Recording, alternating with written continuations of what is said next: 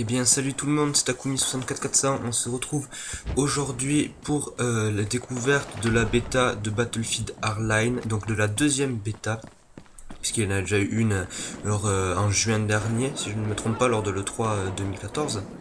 Et cette fois-ci donc c'est la deuxième, nous sommes actuellement sur PlayStation 4. Pour information, j'ai testé cette bêta sur PlayStation 4 et sur PC, et je reviendrai sur ce point plus tard, mais c'était plus simple pour moi de capturer sur PS4 que sur PC en fait, d'où le fait que je sois sur PS4. Je joue la classe mécanicien qui est proposée de base, donc celle avec la MP5, viseur, silencieux, etc. Et je suis dans le mode Haste, ou le mode braquage en français, et je suis actuellement du côté policier.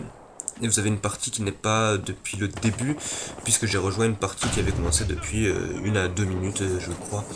Enfin, c'est plus ou moins ça. Et voilà, donc pour revenir sur le jeu, Battlefield Hardline est un jeu développé par Visceral Games en partenariat avec DICE, donc DICE les papas de la série Battlefield, et Visceral Games, ceux qui ont créé la trilogie Dead Space. Je pense que c'est ceux que vous connaissez le mieux des jeux qu'ils ont pu faire.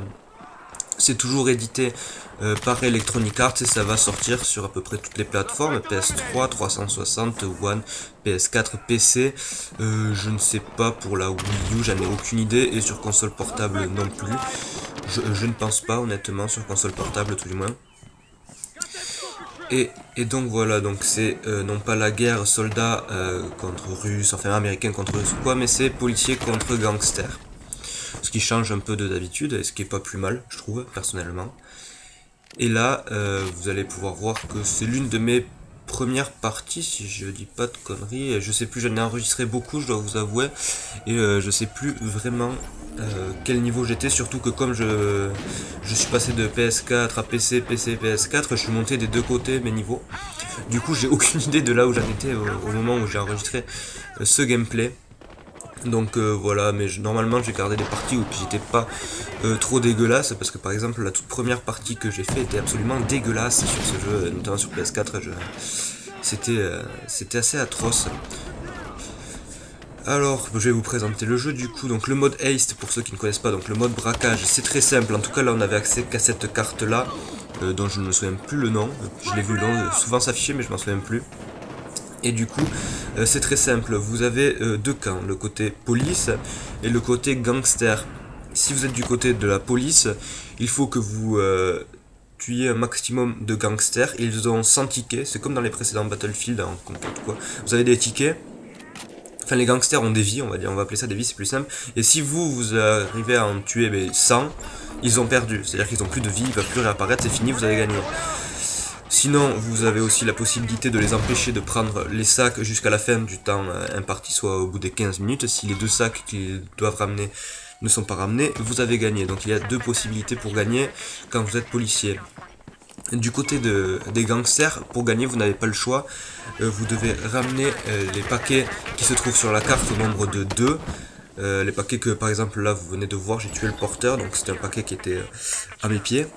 Donc des gangsters, vous avez deux paquets qui se trouvent sur cette carte dans le coffre-fort. Il faut que vous récupériez ces paquets et que vous les amenez à un des 3 endroits disponibles sur la carte. Ici, vous avez pu voir que c'est le B et le C. Il y a également le A qui est sur le toit d'un parking, le B qui se trouve devant le spawn police et le C qui se trouve de l'autre côté de la carte.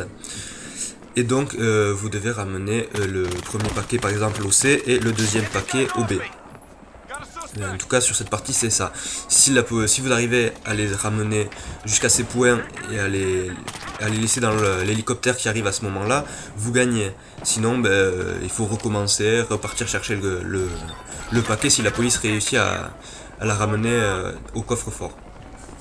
Donc là le principe de jeu est assez simple, c'est celui que j'ai trouvé le plus fun sur cette bêta, tout simplement parce que le mode Hotwire ou poursuite infernale en français m'a pas énormément plu. Le principe de Hotwire, c'est tout simplement de prendre une voiture.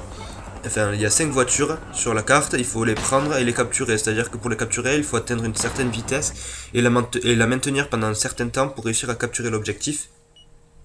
Ça c'est l'objectif des gangsters si je me trompe pas, et de l'autre il y a les policiers qui eux doivent les en empêcher, donc en explosant les voitures, en tuant les gangsters, etc. J'ai pas vraiment testé ce mode, donc je peux pas vraiment m'attarder dessus. Ça m'a pas franchement plu en fait. Donc du coup je suis pas retourné. Et il y a le mode conquête, donc un mode assez classique, sur lequel je me suis pas attardé non plus parce que c'était un mode classique et j'avais envie de tester ce mode de braquage que j'ai trouvé vraiment sympathique. Et du coup, j'ai fait quasiment toute la bêta, j'ai joué sur ce mode de jeu, que ce soit sur PS4 ou PC. Et franchement, je dois vous avouer que j'ai beaucoup aimé ce principe de gameplay avec la police qui doit empêcher les gangsters, comme là nous avons réussi, la police qui doit empêcher les gangsters de récupérer des paquets, ou des gangsters de réussir à prendre les paquets. Moi je trouvais ça cool parce que quand vous êtes gangster, on va pas pouvoir le voir sur les deux gameplays que je vous ai préparés parce que les deux gameplays se trouvent... sont des gameplays police. Mais en gangster, ce que j'aime bien, c'est que vous pouvez faire péter des murs à certains endroits définis par le jeu. Mais vous pouvez faire péter des murs, ce qui vous offre différentes entrées pour aller chercher les paquets.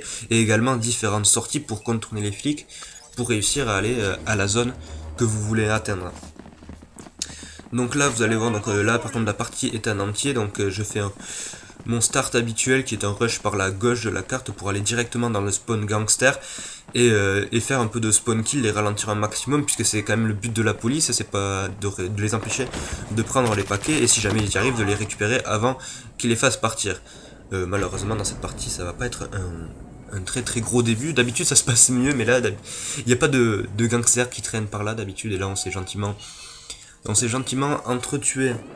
Donc comme vous pouvez le voir, il y a 4 classes différentes. Opérateur, donc c'est ce qui est fusil d'assaut et médic. Il y a le mécanicien que je joue actuellement qui donc est le...